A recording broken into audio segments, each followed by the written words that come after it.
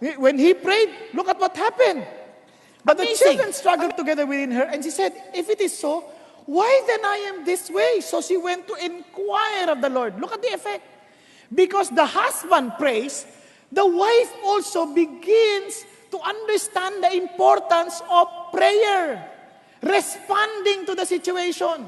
Kasi itong sabi niya, struggle together. Hindi ito yung basta sumisipa lang na marami, na hindi siya, yung batang daming sipa nito.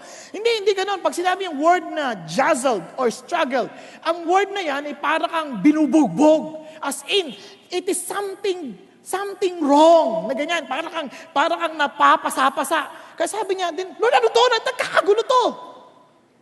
So, ang ganda naman, the Lord answers. As in, the Lord always answers. Ito na sagot ng Lord. The Lord said to her, 2 nations are in your womb. Look at the words. Friends, when you need to understand, yung anak mo, hindi lang yung basta anak. Ang sabi ng Diyos, 2 nations are in your womb. 2 peoples will be separated from your body. 1 people shall be stronger than the other. And the older shall serve the younger. God is giving her a prophecy to understand God's program. May programa ang Diyos. Kaya nga ayaw ng Diyos na nagre-react tayo kasi sa tandaan natin to. In every situation that we are in, God has a program, God has a plan, and His plan is perfect. And His plan is for our future. Nagkakaintindihan po tayo?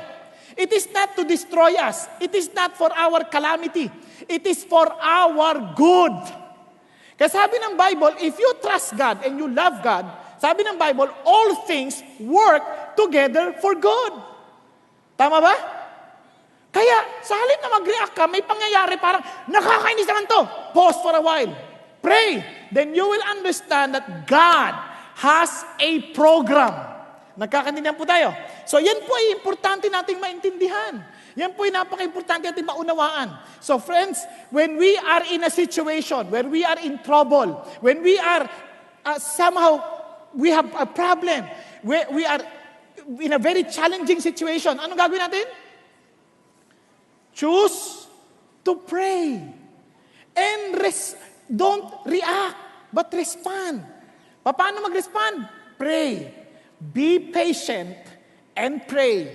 Don't be in a hurry. Now, let's go to the second one. Choose to be prudent or circumspect. Ano ibig sabihin nito? Prudence as in, you are to be careful. You are to think. You are to plan. Hindi yung basta nagmamadali ka. Hindi yung basta bira ka ng bira. Maraming tao, they're very impulsive in their lives. Maraming tao, hindi nag-iisip. Alam niyo, God gave us brains to think. Kaya sabi ng Bible, hindi ko tayo Christian na. Isip natin, lahat gagawin ng Diyos para sa atin. Hindi totoo yan. Sabi ng Bible, be wise as serpent and meek as dove. Tama? When God gives His promise, hindi ibig sabihin, gagawin na lang ng Diyos lahat yan. No. You have to pray, then you have to be prudent. You have to be prudent. You have to use your brain. Sabi ng Bible, God has given you the spirit not of timidity, but of sound mind. Ginagamit ang isip. Now, paano nangyari yan? Tingnan nyo ha. When her days to be delivered were fulfilled, behold, there were twins in her womb.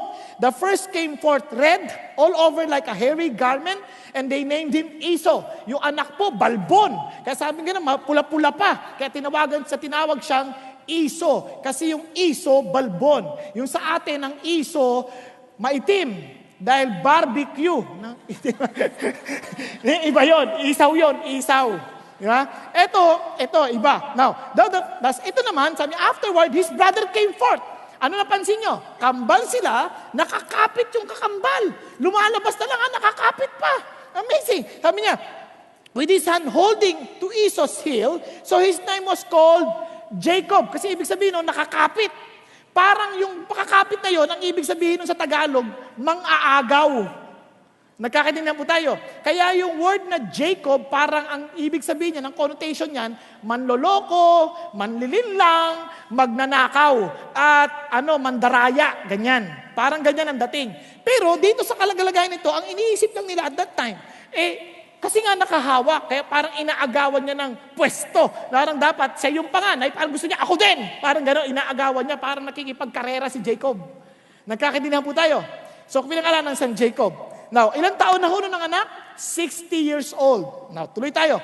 When the boys grew up, Esau became a skillful hunter, a man of the field. Ano napansin nyo? Si Esau, mahilig sa labas. Mahilig sa labas. Mahilig yan mangaso. At si Jacob naman, peaceful man. Wow! Parang mahilig lang sa bahay, living in tents. Alam nyo po, ito'y parang hindi mahilig maggagala. Ano po nai-imagine nyo? Anong klaseng tao yung mga hindi mahilig maggagala? Yung mga tao mahilig maggala, madalas yan hindi nag-iisip. Hindi ko sinasabi hindi ko sabing masasamang tao sila. Madalas, o hindi ko sinasabi, lahat ng lagi na sa labas, maghilig maggala, hindi nag-iisip. Hindi ko sinilalahat. Kanya lang, karamihan, naintindihan natin, na mahilig sa labas, mahilig gala ng gala, madalas hindi nag-iisip yan. Hindi matahimik yung ayaw niya ng matahimik na kalalagayan. Yung hindi mapakali. Yan. Yung mga hindi mapakali, madalas hindi nag-iisip yan. Pero kaya nga tayo, mga mananampalataya ng Panginoon Diyos, kaya alam niyo po tayo nagka-quiet time. That's our chance to just meditate for a while and think. Nagkakaintindihan po tayo. Ganon din po, kunyari yung mga tao, kaya sa Panginoon Diyos, God wants us to save a day. Ang tawag ng Sabbath day. For what? To meditate. To think. Kaya maraming tao, they don't have time for God on a Sunday. They don't have time for God on their weekdays. Wala. Kasi ayaw nila ng katahimikan. Gala sila ng gala. They were too active to the point of losing themselves. Nagkakaintindihan? Wala nang panahon mag-isip. Wala nang panahon na umupo sandali at i-meditate. Ano ba nangyayari sa akin? So that's the difference. Itong si Jacob was very contemplative.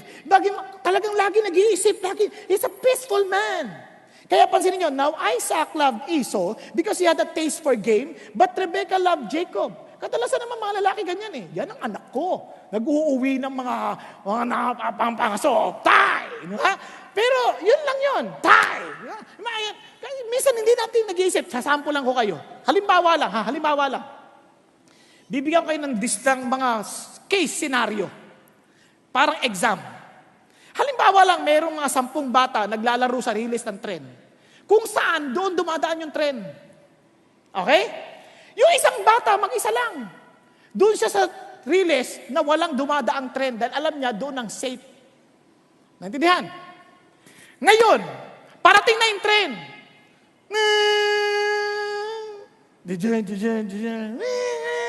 Galing sa Ilocos. Dijay, di ba? Di ba? So, ayan.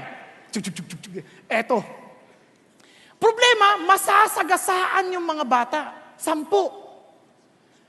Kung ikaw ang nag-aayos ng riles, ibig sabihin pwede mong palipatin. Ililipat mo siya dahil isa lang nandun, isa lang naman yung bata sa kabila. O hahayaan mo masagasaan yung 10. Pag-isipan nyo. Madalas ang isip natin, syempre, ligtas mo yung mas marami. Marami yun eh.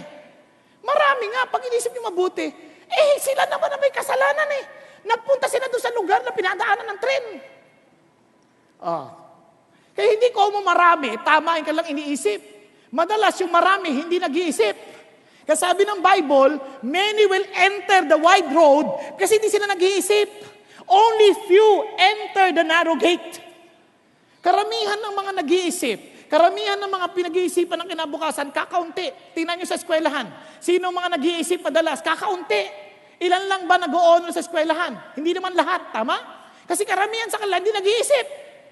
Kaya yun, nakita nyo, mayroon na hazing, nagsasama-sama ng fraternity. Hindi mo pinag-iisipan eh. Ba't ka kailangan sumali sa ganyan? Naalala ko yan, niyaya ko yan. Sumama ka sa amin nang mapoproteksyonan ka. Sabi ko, hindi ako sasali sa ganyan. Ang dami kong problema sa buhay. Ayoko na magdagdag pa. Wala akong pera. Kaya ako nag-aaral, gusto ko makawala sa kahirapan. Katulad isang anak ko, sabi nga mayroong lumapit. Sabi niya, pwede ba kitang maka-textmate? Ang sagot, nako, malayo pa, lakbayin ko sa buhay. Wala akong panahon sa mga ganyan. Tuwan-tuwa ako, sabi ko, that's my girl. Kasi nga, nag-iisip eh. Yung iba, parang pogi, ka-text. Crush ko ito. Sige, sige, ano number mo? Ano number mo? Naku po, agad-agad. Di ba? Alam niyo, kalungkot maraming bata. Minsan hindi nag-iisip. Basta naramdaman lang, ang ganda niya. Di ba? Kung dago ang kakayahan ng tatay mo, para bumalansi lang. Hindi, sa totoo lang. Relax ka lang, mag-isip ka nga. Isipin mo, hindi mo nga kayang pakainin ng sarili mo, umaasa ka sa magulang mo, tapos maglilibre ka pa?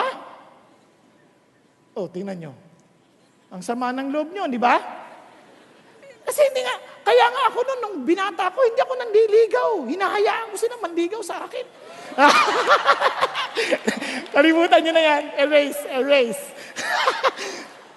Bakit? Sabi ng Bible, mag-isip ka nga. Kaya ito, tinan nyo si Jacob, maloko din ito, hindi ito mabuting tata. Baka akala nyo mabuti siya, pero nag-iisip. When Jacob had cooked stew, Esau came in from the field and he was famished, gutom na gutom. Tinimingan niya talaga. And sabi gano'n, and Esau said to Jacob, please let me have a swallow of that red stuff there, for I am famished. Sabi niya, therefore his name was called Edom. And sabi niya, but Jacob said, first, sell me your birthright. Yan yung mga taong nag-iisip. Gustong makinabang gusto ko, teka muna.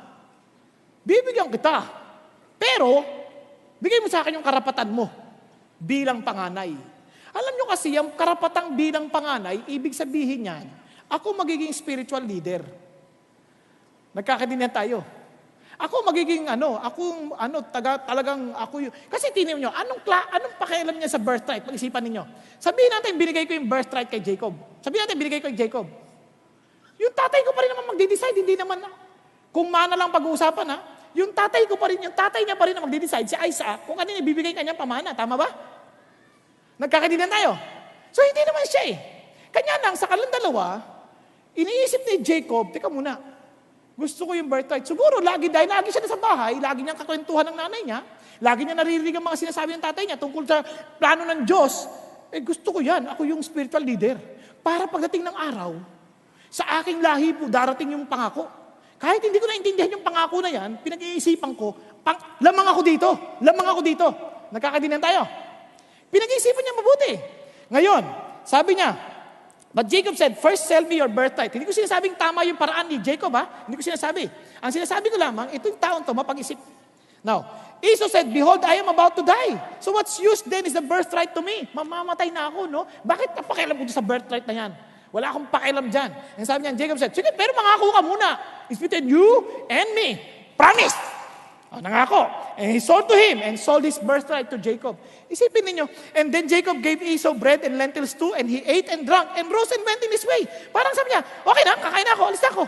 The usual. Walang pag-iisip. Hindi niya inisip yung repercussion ng kanyang desisyon of giving up his birthright. Hindi niya naintindihan na merong implikasyon yon para sa kanyang kinabukasan. Para sa kanya, ang mahalaga ngayon, kakain ako. Kaya maraming mga napapahamak sa atin, hindi nag-iisip ang mahalaga, tumitibok ang puso ko. Hindi mahalaga kung anong kinabukasan. Naintindihan po? Kaya hindi na nagpakasal. Nagpakasal na agad. O kaya naman, hindi na nag-iisip, hindi pinagpaplanuhan. Kaya nakakatuwa yung kwento ni Oscar Nag-pray muna. Tapos sabi niya, hindi kami papayag hanggat hindi kayo makakasal sa kagustuhan namin. Teka muna, hindi naman ikaw pakakasalan ko ito Hintay ako sa kagustuhan ng Diyos. Ang Diyos magbabago ng puso ng magulang. Kung talagang kalooban ito ng Diyos, kakausapin ng Diyos sa magulang. Kumilos ang Diyos. Matagal, pero kumilos ang Diyos. Nagkakaintindihan tayo. At sila'y pinagpala bilang mag-asawa. Marami, magtana na tayo, ayaw na magulang natin. O ano nangyari? Nung nahuli sila, di pinakasalan. Nung nagdiwang sila ng 20th year anniversary nila, nakita nung babae, yung asawa niya na doon nagkamugmumukmuk. Sabi niya, ano iniisip mo? Naalala mo 20 years ago, nahuli tayo ng tatay mo, na di tayo nakapagpigil, tinutukan niya akong baril. Oo. Di ba? Sabi niya, mamili ka, pakasalan mo o 20 taong pagkabilanggo. Naalala mo yun? Oo. Sayang, laya na sana ako ngayon. Pero may pagsisisi mo, di ba? Hindi ka kasi nag-iisip Naintindihan niyo yung sabihin, maraming tao ganyan, hindi nag-iisip, pasok ng pasok sa negosyo, pinangakuan lang, nakikita ka rito na malaki, hindi pinag-iisipan, hindi pinag-aaralan. Sa una, pagbibigyan ka niyan, kita, bandang huli, hindi ka na pakikitain, bigla ka, hindi mo na siya makikita. Kasi nga, pag-iisipan mo na mabuti, pag sobrang laki ng kinikita, mag-isip ka nga. For example, pangakuhaan ka ng 10% as in monthly, mag-isip ka nga. Ibig sabihin yan, kung 10% monthly, dapat kikita yan ng at least 20% para kumita siya ng pantay sa'yo. Tama ba? Hindi ka makakita basta-basta ng ganyang negosyo. Relax. Pag-isipan.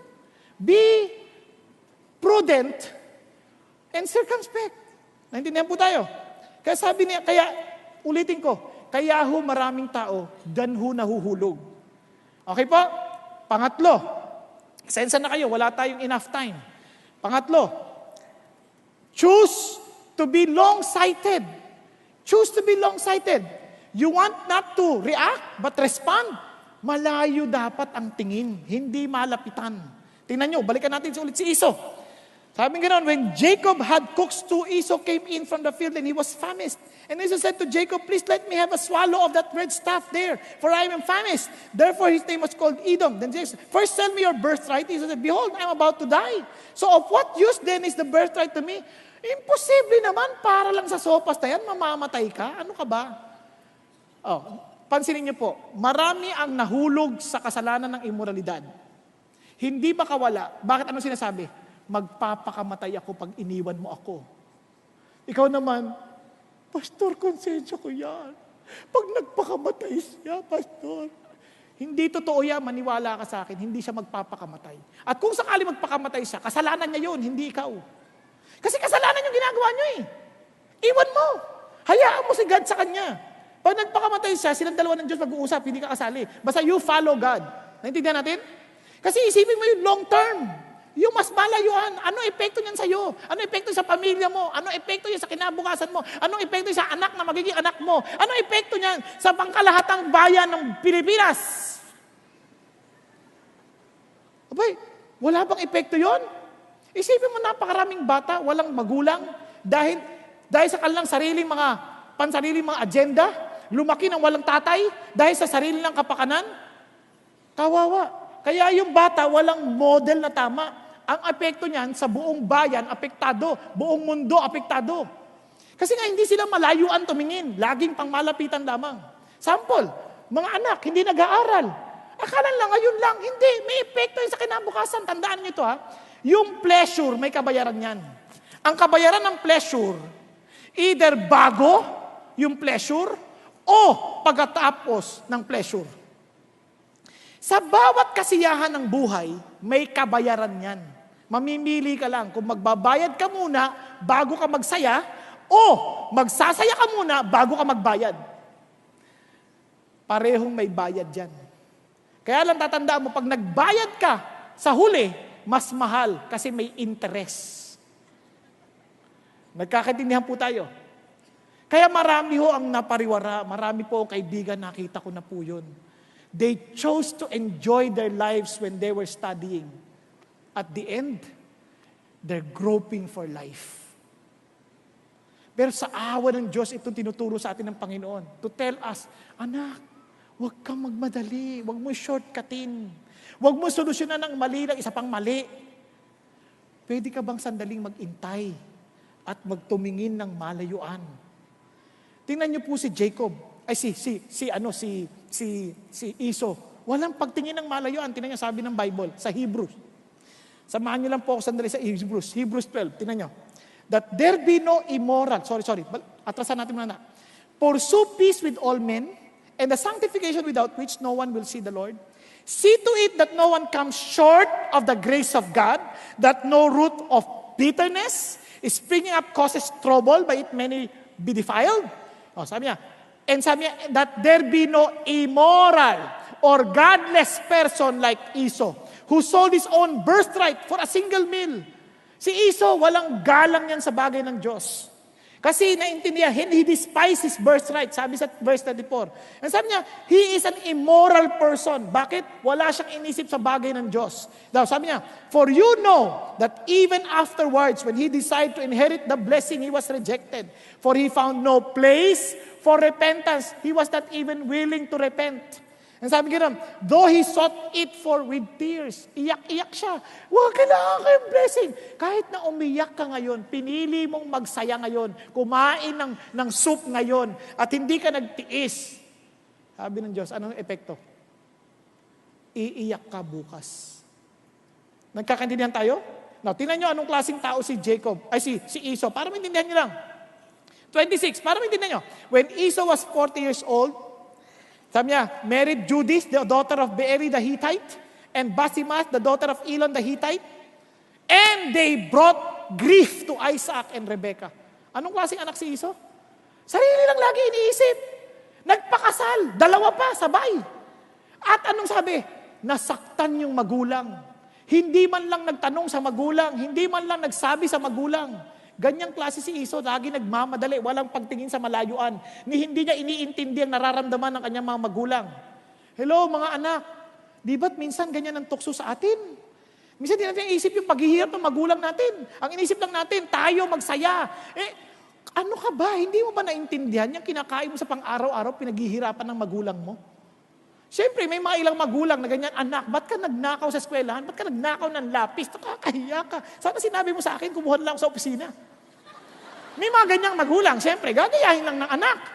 Pero karamihan, sa madalas, yung normal, yung magulang sobrang nagtsatsagayan, talagang nagtatrabaho yan. Sabi ko nga sa inyo, yung mga tatay, masayahin niya, matawanin ng tatay, mahilig magbiro yan eh. Laging may pera yan, kaya nung nililigawan si misis, laging ako na magbabayad. Nung nagkaanak na, pansinin nyo, yung tahimik na, bihira ng tumawa, at yung wallet, puro litrato na lang, wala ng pera. Puro litrato na lang ng anak, kaya na lang kasiyahan ko. Kawawa. Kasi nga, tinitiis ng tatay eh. Pero yung anak, minsan nakakalimutan nila yung pagtitiis ng magulang. Yung nanay nyo, mula nang inanak kayo, maniwala kayo sa akin, hindi na natulog ng 8 oras yan. Lagi na siyang puyat. Minsan inaalila pa ng anak. Hello? Sabi ng mga magulang, go ahead, brother. Sinasabi ko lang sa inyo ito kasi naintindihan ko. Ganyan-ganyan si Esau, walang pakiramdam. Tingnan natin, tuloy pa natin. So Esau bore a grudge against Jacob. Nung parang nanakawan siya ng blessing, galit na galit siya kay Jacob. Nakalimutan niya yung blessing nang gagaling sa Diyos. Hindi kinuha ni Jacob. Siyempre, ginawa ni Jacob yung paraan para makuha niya. Pero, kung kilala mo yung Diyos, hindi ka kailangan matakot. Bakit? Ang Diyos ang nagbe-bless. Naintindihan? Nagkakaintindihan ba tayo? Kaya kahit sa trabaho, kahit mandaya yung mga kasama mo, hindi ka kailangan matakot kasi promotion does not come from the east nor from the west. It only comes from God.